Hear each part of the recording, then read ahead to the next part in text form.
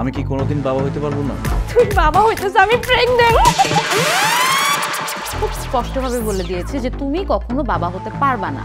আহা কি আনন্দ আকাশে বাতাসে। পরকীয়া। হাই, রিয়া কোথায়? আমাদের বাসায় কেউ আসে? আসো তো। তারপর বোমা তারে নিয়ে একদম বেডরুমে চলে যায়। কতদিন ধরে চলতেছে সব? 2-2.5 মাস যাবত। কি?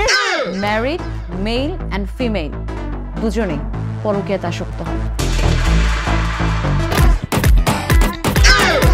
কতদিন ধরে চলতেছে সব? কিছুদিন ধরে। জান, তোরা কি করিস? তোমার কি কোনো সমস্যা?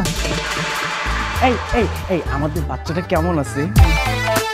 কেন এত সাজগোজ করছি তুমি বুঝছো না? তুই যে কি সন্দেহ করতেছস আমি কিন্তু ঠিক বুঝছি। পরকীয়া হচ্ছে এখন একটা ট্রেন্ডের মতো। আপনার কি কোনো দুর্বলতা আছে, মানে বিশেষ মুহূর্তে কোনো দুর্বলতা?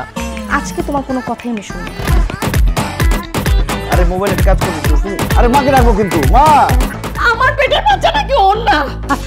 আমার বউ যখন আরেকজনের বাচ্চা আমার বাচ্চা বলে চালাই দেওয়ার চেষ্টা করে তখন কি পেন হয় সেটা আমি বুঝি।